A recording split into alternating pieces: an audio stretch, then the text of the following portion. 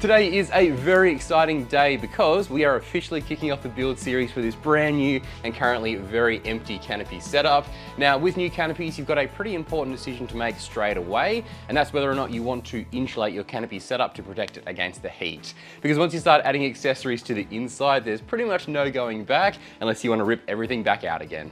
Anyway, let's jump across to the bench and I'll show you what I've bought to get the job done.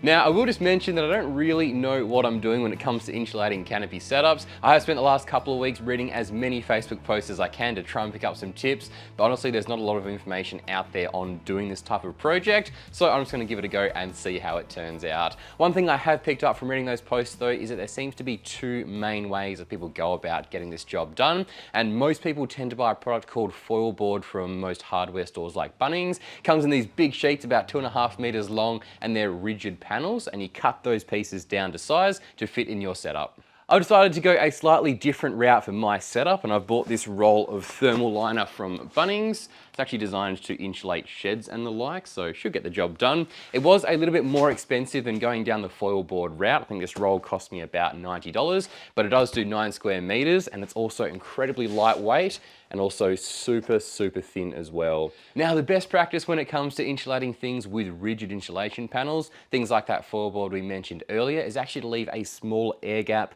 in between the surface you're connecting your insulation to. However, mine is incredibly flexible, so I don't really have that option to leave that air gap. So I'm gonna be slapping this straight onto the canopy walls and essentially just seeing how it goes.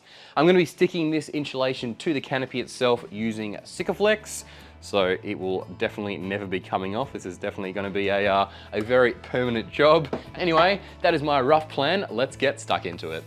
I decided to start with the roof first, so the first step was to carefully measure out the areas where I'll be placing the insulation.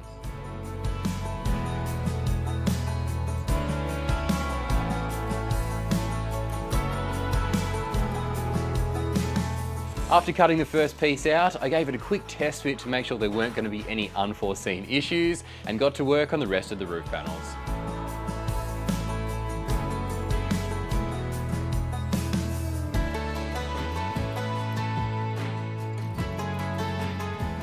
With all of the roof panels cut out, it's time to permanently stick them in place with Sikaflex.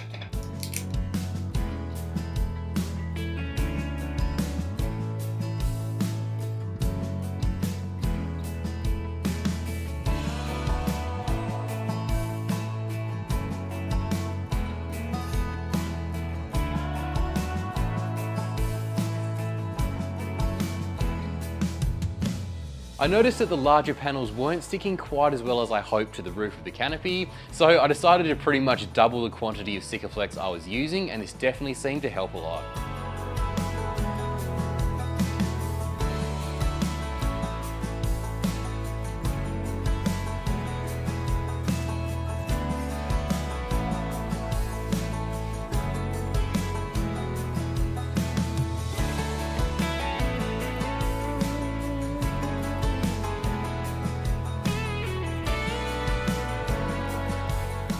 With the roof finished, it was onto the rear wall of the canopy, which did come with a few challenging areas to insulate, so there was a lot of careful measuring to get everything just right.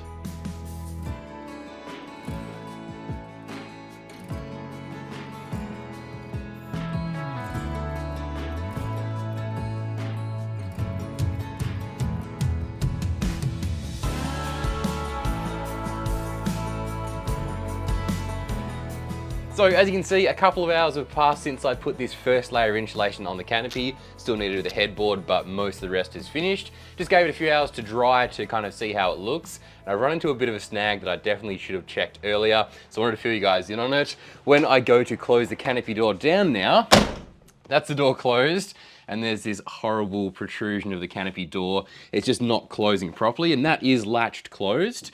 When you open the door up, you can actually see where that seal has been pressing. There's a slight indentation around the edge. So obviously that insulation is preventing the door from closing properly, which is really annoying. It is quite thin insulation, only a couple of mils thick, but it must be just enough that when this seal is pressing on the door to keep that moisture out, it's just keeping that door from closing properly. So it's all fun and games, another problem to solve.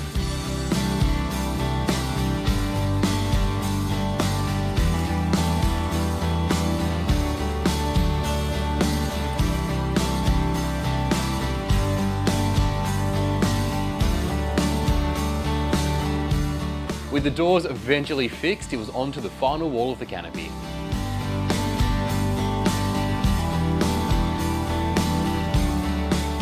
Well, as with pretty much every DIY project, that just took a lot longer than I was expecting. However, we're finally finished and I'm pretty happy with how everything has turned out. The entire canopy setup, except for the main support beams, now has a nice layer of insulation. And I'm really interested to see on those hot sunny days how much difference that's going to make to the internal heat in the canopy. To check the difference, I measured the temperature inside the canopy on two 30-degree days at 2 p.m. With no insulation, the canopy got up to a whopping 39.8 degrees inside, whereas with the insulation, it only got up to 31.4 degrees, which is quite a significant difference.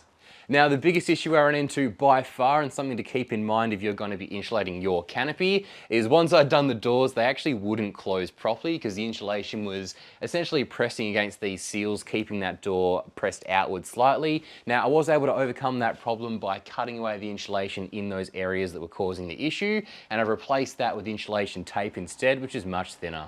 Bit of a side note, removing Sikaflex is not fun at all, do not recommend. I essentially had to scrape off as much as I could with a screwdriver all around the areas I'd removed that insulation from, and then I had to rub over it many times with mineral terps and also wax and grease remover to get the rest off. But now that it's all done, it's actually looking a fair bit neater than I originally thought it would. I'm honestly quite stoked with how it's all turned out, and I have decided that I'm not going to bother about carpeting these roof insert panels anymore. Obviously, the front and the rear headboards will still be carpeted when we come to the 12-volt system. That's a couple of projects down the line, but I kind of figured this roof section looks okay. You're not going to be able to see much of it anyway once I've built the kitchen setup out, so essentially, why add that unnecessary weight? Now, for the canopy door, I might still come back and carpet this section up here at a later stage. It's not something that I have to really do now because it's not going to be an area I can't access in future.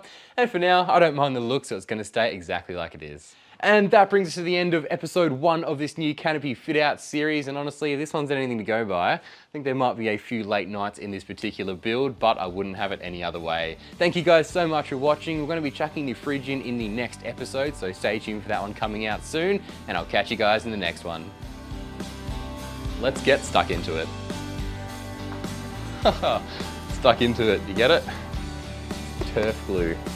Get stuck into it. Classic jokes.